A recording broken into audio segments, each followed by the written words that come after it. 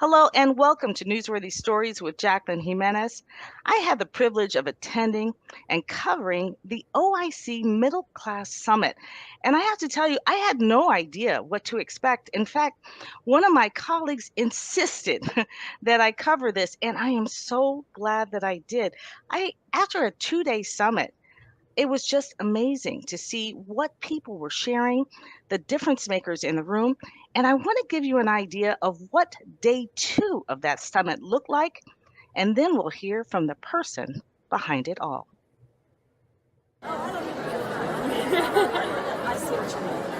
From the time you walked in the room, you knew something big was happening as hundreds of difference makers from across the country filled the room in anticipation of day 2 of the OIC South Florida Middle Class Summit.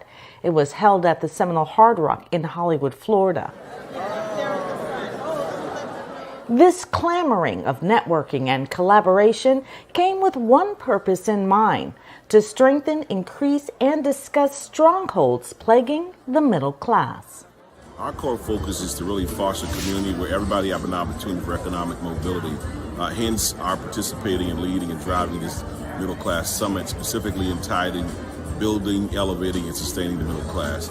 Right now, everybody's feeling it, right? Whether it's at the gas pump, whether it's at the grocery store, whether it's the cost of health care, if you even have one, and not to mention the cost of housing, which is out of control. And so we want to convene leaders, politicians, policymakers, workforce professionals, and all community stakeholders to help find solutions that are actionable to reconcile this challenge we have in front of us. This summit really typifies the issues at hand for the middle class. And it's so important that the summit really recognizes that it takes a community to solve the problem. Poverty is not a problem of just poor people, it's a problem of our community. Homelessness is not a homelessness problem, it's a problem for our community. And when you see the passion, compassion, and work that's being done by funders, people on the front line, and OIC is so proud to be a host and a convener of the community. What attracted the attendees to be a part of the Middle Class Summit? Our HAP OIC in Minnesota, what we would really benefit from other OICs throughout the nation, and especially the OIC here in South Florida, is truly, again, learning from those who have been on this journey for decades, learning from everybody, and truly being a partner who, though we may be states away from each other, can still support each other and use our voices in unity to fight for more resources. I recently formed a nonprofit organization called MIST Inc., and I seek to recruit and or take in aged out youth. So out of curiosity, I decided that I would attend this summit to educate myself on the thinkings of those that make the laws, that interact daily with individuals in low income and or poverty stricken area, so that I know what I will need for my business. So OIC does something that is critically important. It takes those who are underemployed and not necessarily employable and turns them into being employed, contributing citizens of our society. This OIC Middle Class Summit is the vision of a great visionary, and that is Newton Sannon, who is the CEO of OIC. And as an ICABA member, he represents exactly what ICABA is all about, and that is getting involved and supporting individuals who are leaders like him to be able to make an impact. And he represents ICABA in the very greatest tradition of what we've built, and we're looking forward to working with him and all the other members who are doing great things like Newton, so that we can take our communities to the very next level of economic empowerment, wealth creation, and leadership. OIC's President Newton Sannon leaving no stone unturned. Hello, I'm Marco Rubio, and it's an honor to represent our great state of Florida in the United States Senate. On the guest list, several members of Congress and local leaders. But what set the tone for the day was a slew of A-rated panelists with a passion for progress and transparency. Hi, I'm Terry Williams, and I'm President and Chief Operating Officer of One United Bank. We are the largest Black-owned bank in the country. We're located in Liberty City, We're located in our community, and sometimes that also makes a difference. All these programs that are available to our young people is getting the word out to them that these programs exist, and it's also identifying the businesses that will train our young people. Anyone from the YMCA here today? There we go, thank you. We have an extraordinary partnership among these 27 locations. This is our most recent one. In the heart of Sistrunk, 33311, for those who don't know, highest number of individuals in the state of Florida that are living in poverty under age of 18. We've parked ourselves in 10,000 square feet at this beautiful YMCA facility, and now people will literally look out of their homes and see Broward College. They can walk down the street and take a class without ever having to get on a bus, without ever not having the technology, all these things. So what does it look like to address that 87% failure rate as a nation when it comes to helping those who need it most get to where they need to be? It's the collaboration that allowed us to do that. I established a program called Construction Trades in partnership with Lennar and the Dolphins Foundation. In this particular program, it's an 11-week construction trade program where they learn skills in HVAC, plumbing, and electrical. They come out, they are OSHA certified. This program, part of what we're doing is not only helping them, one, position themselves for greater employability, but I want them to learn how to be able to go on and create their own businesses. We ultimately end up with 6 zip codes in Broward County that are our most economically distressed. Between Miami, Broward, and Palm Beach, there were 100,000 young men between the ages of 16 and 24 that were not working and not going to school. Just totally checked out of the system. But how do we go about getting those 100,000 young men, all different races, back into the system and wanting to work? So what I heard was there are a lot of resources. What I don't think I'm hearing, except now, like you just mentioned, that you have a coordinated effort. And I think that's kind of really where some of our energy needs to go. How can we know who's doing what, and how can I intersect with you, right? Now you've told me, I've heard, and how can I intersect with you and you? I already know how we can intersect. So, but how do we intersect, and who's missing from the equation? So while you were thinking or talking, I was thinking, $100,000, where might they be? Like, where do people collect themselves with regularity? One, I know, is work, right? 2, school. I mean, people go to these 2 places regularly, and they go to houses of worship regularly. So, what role can the faith community play in what we're working on, this skills gap challenge? There were so many astonishing factors and statistics discussed by the panelists that you might not expect impacted the middle class. Then the panel for criminal justice took the stage, which could have had a summit of their own. There was a hush in the room as they began to share, and something special did happen. We are trying to do the things that some of these other offices are now trying to get to do, which is recognize that everybody who breaks the law is not necessarily a criminal.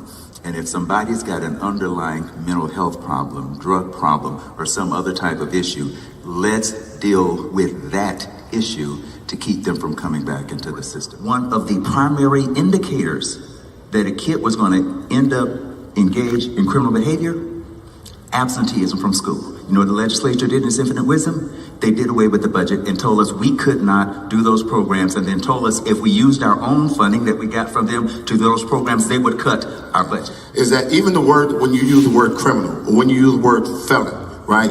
We have seen by just putting the word illegal in front of someone else that they automatically dehumanizes that individual, and there's less empathy for the plight of people that's trying to come to this country. At the end of the day, every human being that have served their time deserves an opportunity to successfully reintegrate back into their community.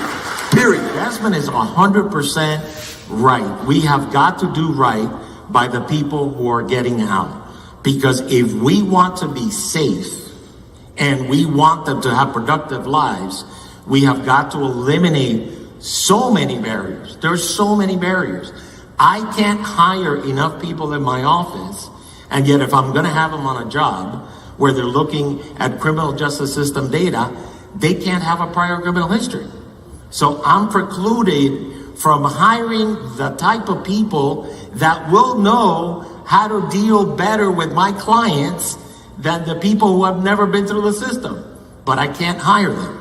Imagine if there was a point in time where my budget could be half, the state attorney budget could be half, because we figured out how to help people in their community without criminalizing their behavior. So I'm happy to say, in that 58,000 square feet facility that's on 5.3 acres of land that we pay $1 a year for, right? We have OIC that has a space in that facility that deal with reentry and training. We have Career Source South Florida that deal with job placement. And then we have the Circle of Brotherhood, right? That had the audacity to be convicted felons to reach out to the major police departments in Miami-Dade County to train them in our facility. So all the cadets that come through the city of Miami and Miami-Dade County Police Department have to come to our facility for a full day of training. So let me leave out the public defender's office. So we train new lawyers in the police office, public defender's office. We train cadets in Miami-Dade County in the city of Miami, right? So they have to come to our facility and be trained by men who have been incarcerated so they can hear their side of the story. And I'm telling you, when they come there and when they leave, it's a totally different story. We're proud to announce that we'll be the first state attorney's office in the state of Florida, one of the first state attorney's offices throughout the country, or prosecutorial offices in the country, that we're actually going to partner with the public defender's office. We're going to partner with OIC. Thank you to Mr. Newton Sannon, CEO and president. We're creating a diversion program that is going to be geared toward those people that may fall in that gray area. So this program is titled the Economic Empowerment Today Diversion Program, where individuals who commit nonviolent felony offenses, and even some most third-degree offenses, and there will be some second-degree offenses, that we'll allow them to enter into the program, and with partnership with OIC, they'll get vocational training skills, they'll get job placement, and we start them along that line, along that journey of economic empowerment, a sense of worth, a sense of belonging, so they can be productive citizens of society. Yes, there are obstacles. Yes, there are perilous times. Yes, there are folks that are watching and waiting for opportunity to cease and put it all to an end. But I can tell you there is conviction on this stage. There is conviction that we're going to do something better. But I'm asking y'all to be the force that pushes this forward. Because when they come and they try to roll it back, we need the community to come forth and stand next to us and help push this forward. We're going to sign here today in front of you all live. But what's important to know, because we have our funders, the U.S. Department of Labor here today, who gave us a $4 million grant for this effort, that in lieu of incarceration for nonviolent offenses, they'll have an opportunity to come to partner with the state attorney's office, Broward County State Attorney's Office, Public Defender's Office, and OIC to make sure we do different. So let's sign this.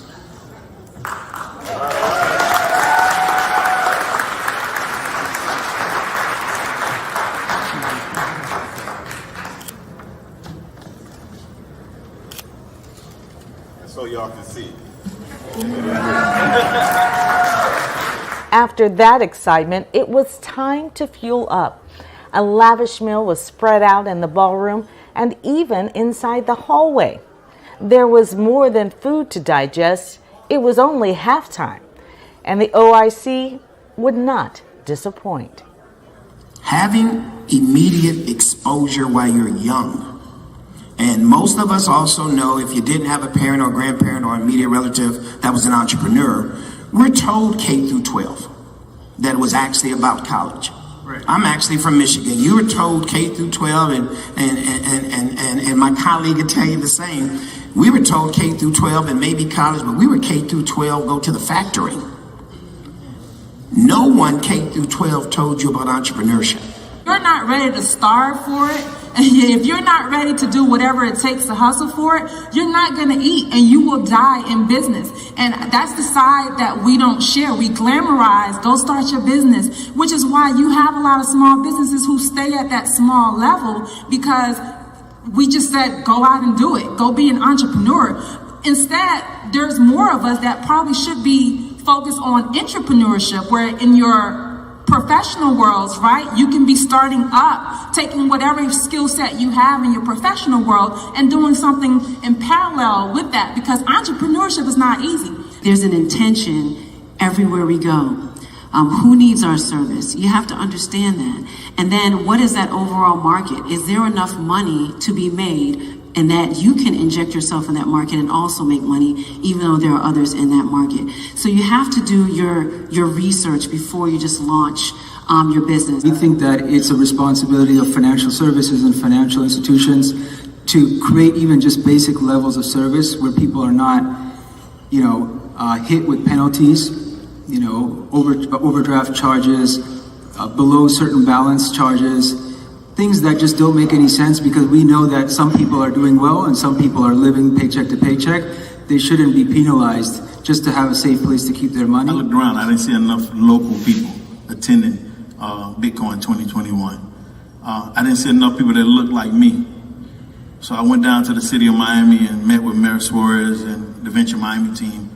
And we was able to create Miami NFT Week. A lot of people don't know that I'm a co-founder of Miami NFT Week. And I did that for people that look like me. And we was able to have an incredible conference. We're coming back this year as well for Tech Week again, Tech Month. To have thousands of people there was great. But to look and see a gentleman from Russia sitting next to a guy with gold teeth and gold chains on his neck, that's what made me feel good.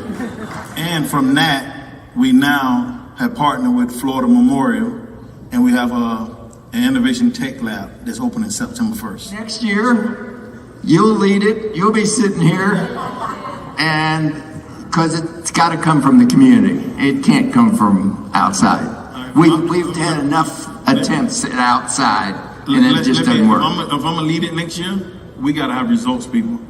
I mean, everybody. If we're going to do it, we ain't just talking about it. They call me Say Do. If we say something, we're going to do it, all right? Yeah. So we need results, all right? Okay, Say Do, we're in. For more information on OIC South Florida, go to www.oicsfl.org. And joining me now is Newton Sannon. He is the president of OIC South Florida. And I want to talk to him. What's going on, Sannon? What's going on? Well, first of all, thank you, Jacqueline. We appreciate Newsworthy Stories, and you're taking interest in our organization and our middle class summit. So glad to have you witness it and participate. Our summit really, again, aptly titled Building, Elevating, and Sustaining the Middle Class. And if you understand OIC's value proposition as a community-based workforce development organization, one could appreciate why we'd be interested in convening the community around elevating the middle class. Well, I tell you, after that 2-day summit, I was really taken back. And it's really hard to do that for me, to make me stop and go, what just happened? And the only thing that kept coming to my mind was, who are you? And I know that to you, you're like, what? But it really was a who are you moment, because what I felt was that you had all these difference makers under one roof, but they were also being transparent on very sensitive issues. And I wanted to know, that didn't happen overnight. So that was trust. You've gained the trust of the community and collaboration. So how was all that born? Yeah, well, we were happy to convene the community, right? I had the pleasure of just recently celebrating 21 years at the helm at OIC of South Florida. So they can't shake me. And what a joy and labor of love it continues to be. And so over the years, you establish credibility. People see the sincerity of our work. We're action oriented, we're solution oriented. And I think the timing was right, right? I think when you take a lot of what's going on around the country, COVID did a lot. One of the things that COVID did is it further exacerbated the ills and challenges of our community. And so it also brought to attention, that there's a need for solutioning. I think you contribute the George Floyd situation. Well, worldwide, people were woke, if you will, around issues around disparities for minorities, criminal justice reform, et cetera. And then I think people just wanted to come together, right? Having to convene around solutions.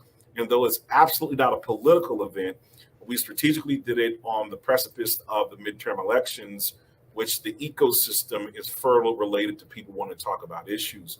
And so I think all those factors and just the sincerity of our commitment to the work in South Florida brought it full circle. And we're just honored and pleased that so many elected officials, community leaders, the Federal Reserve Bank, Department of Labor, and so many other folks saw it certainly fit to join us to elevate the conversation, to elevate the middle class.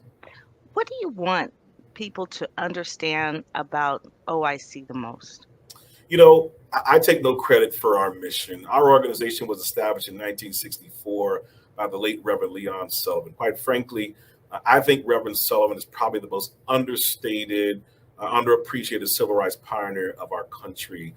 Some may know Reverend Sullivan's work, established in 1964 in Philadelphia, the first African American to be on a corporate board, and that of General Motors. And so we see a lot of corporations doing this DE&I initiatives. But Reverend Sullivan really championed that in 64 related to good social contributions of corporations. And so at OIC, we're a community-based workforce development organization, right? Workforce development is pretty straightforward. People aspiring for careers, jobs, with the net effect of providing for their families, becoming a productive member of society, putting food on the table, but so much more than just about income.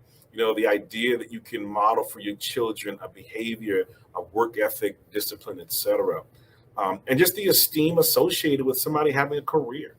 Right, wrong, or indifferent in this country and across the world, people will ask you, what do you do for a living, right?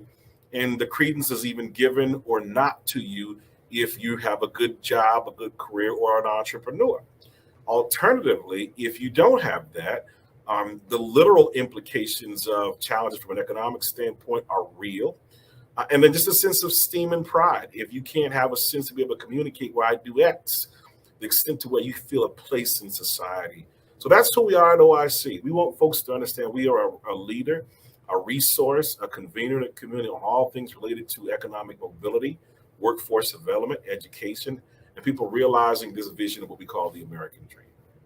Now, there were a lot of challenges swirling around the OIC Middle Class Summit.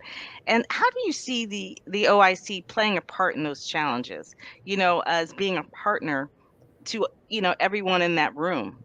Yeah. Well, one thing for sure, unfortunately, the circumstances, challenges, and opportunities in our community are dynamic. And so with that, we know that we can't not be the be all to everything, all the issues of a community. But what we can do and what we believe we've accomplished is to be a convener to bring people together. And Who so do you think you wanted at that table? Say again? Who do you think you would want at that table who wasn't there? I think it's so funny you say that. We had our debriefing session with our leadership team this morning, and one of the suggestions was a lot more corporations because they have an opportunity in several fronts. One, their perspective on offering opportunities for jobs and employment, their ability to contribute to causes and donate and support organizations like OIC. And I've always found that, our community-based organizations, our community leaders, our legislators can have a substantial opportunity for impact. But if you really want to get things moved, I've found that the business community has a very strong posture to be able to do that. And that's probably the opportunity I would have wanted more corporations at the table. They have a voice, they have a lever they can pull in terms of moving the agenda forward. And that's probably the thing we believe we do more of next time It's having more of the business community at the table. Otherwise, we think we have a good host of folks to contribute to the summit. Well, I think you're absolutely right. And not only that, but um, this broadcast or this story generally goes out to LinkedIn first of all. And I say that because everyone that I know of on LinkedIn should have been there. I was screaming and I was like, oh my goodness, this is perfect. Business owners would have loved to have been in that room for a number of reasons. I kind of came late to the table and learning about it. I have to give Jerome Hutchinson Jr. a shout out, because he really was like, you have got to be there. And I was like, okay, but I'm slammed like everybody else. And sure enough, he goes, just go to the website, just go to the website. And I did. And I was like, I used to be the public affairs producer. And so at CBS4. And I was like, I would have had every one of those people on my show had that been the case. Really, every single panel had something unique to offer, but what they needed were collaborators. So, yes, those businesses would have played a huge part in being able to collaborate with them and move every one of those projects forward, but also the community, also each one of you as community leaders. So I just saw so much potential as to what we could really do together. And I tell you what, I don't know how often you put on the Middle Class Summit, but if it's next year, you need to have that sign-up sheet up and running. Now, one of the things that stuck out to me also, it seemed that education was across the board, where the problems for the middle class itself begin.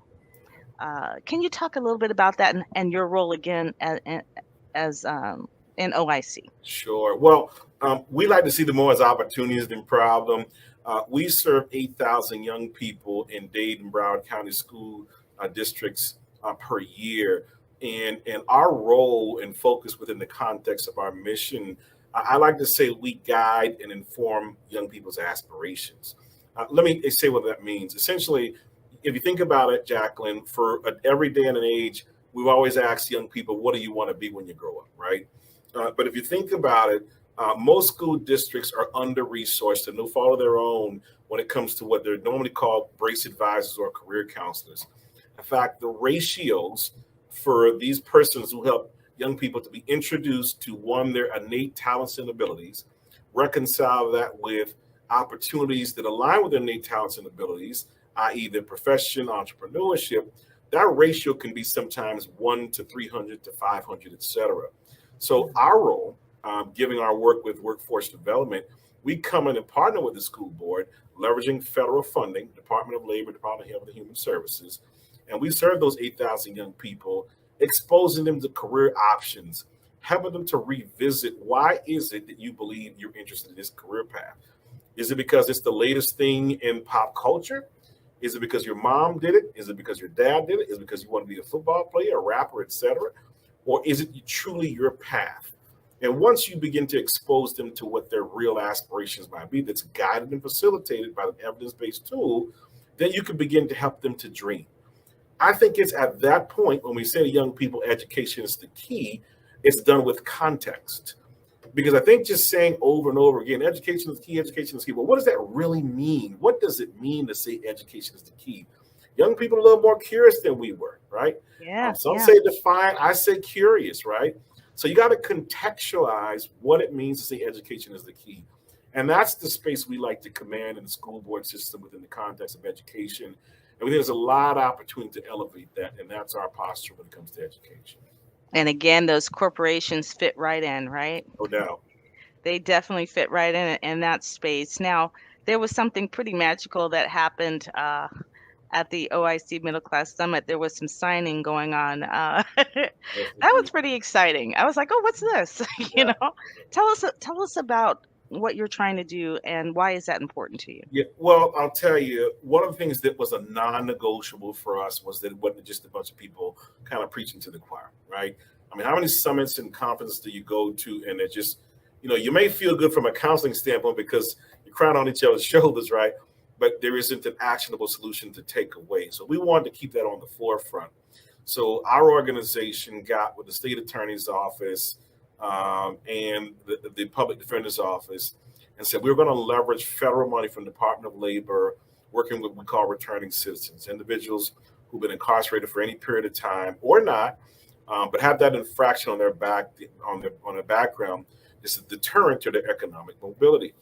And so, in lieu of incarceration, we're working with those two institutions, Mr. Gordon Weeks and Mr. Howell Pryor, respectively, to be able to say, in lieu of incarceration, we'll put up some funds from our federal funding from the Department of Labor. In lieu of incarceration, we would come get vocational training.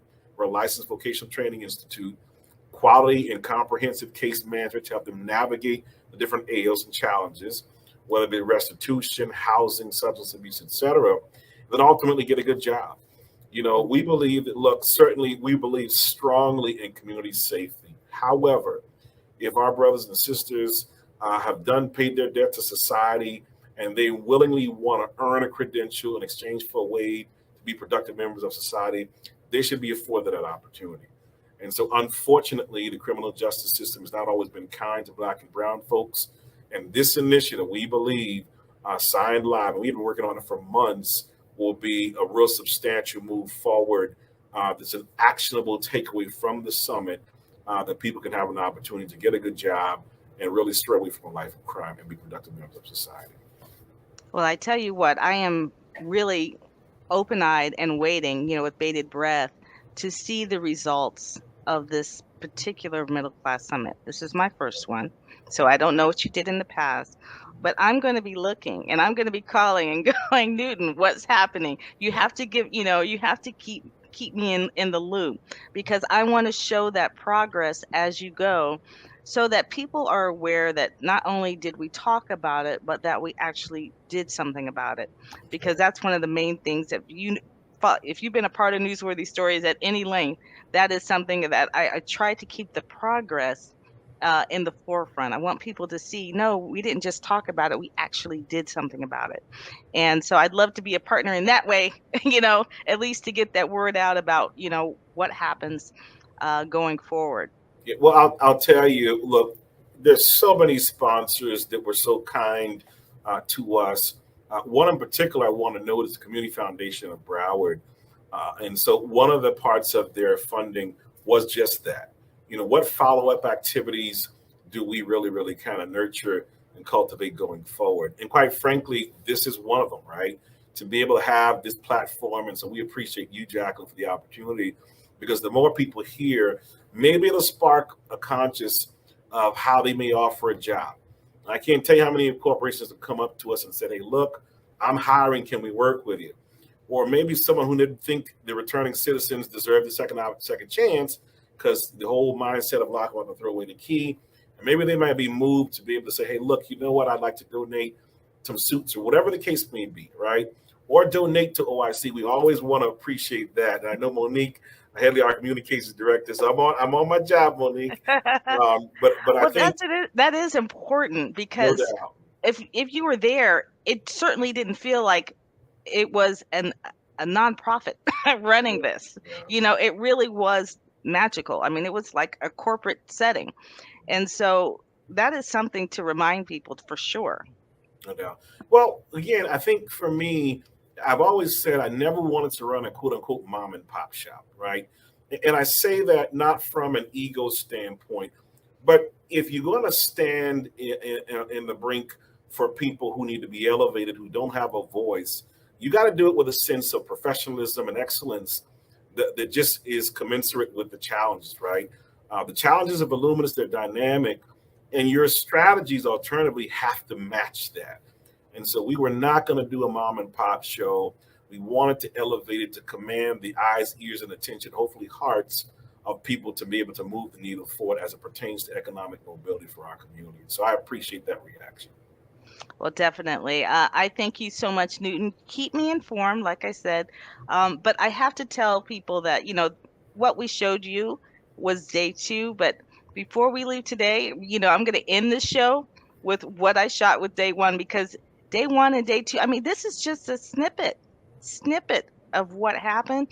but each minute to me was valuable. So, Newton, I just want to thank you for being a part of Newsworthy Stories with Jacqueline Jimenez, and I hope to see you again soon. So, thank you. We appreciate the opportunity. Appreciate you. All the best to Newsworthy Story and you, Jacqueline. Thank you so much. Here's that story.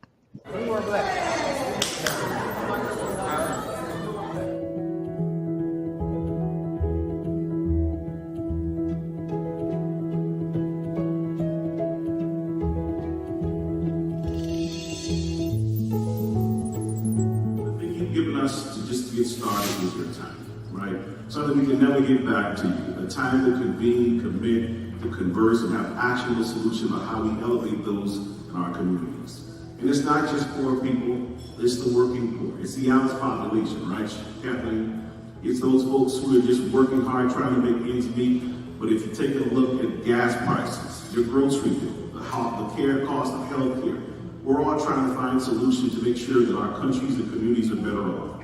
And so I want you to enjoy the day, network, engage, and let's walk away with actionable solutions so we can make our community better. Enjoy, and we'll talk soon. Take care.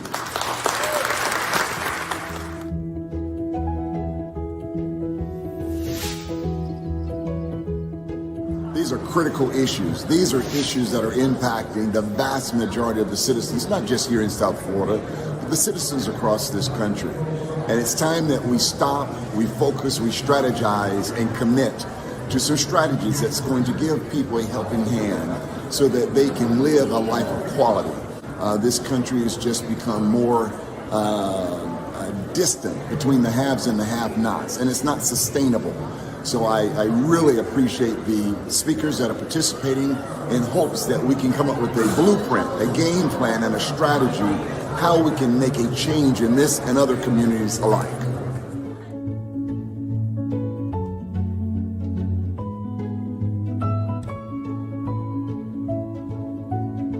So I think that was the shift for us, really visually realizing that so many folks were coming forward for help who really shouldn't. And OIC, you guys stepped up for now 2 decades, but so much so in the last 5 years to eradicate and really assist and help in the middle class. You have newcomers living in Broward County with bachelor's degrees, master's degrees, and even PhDs.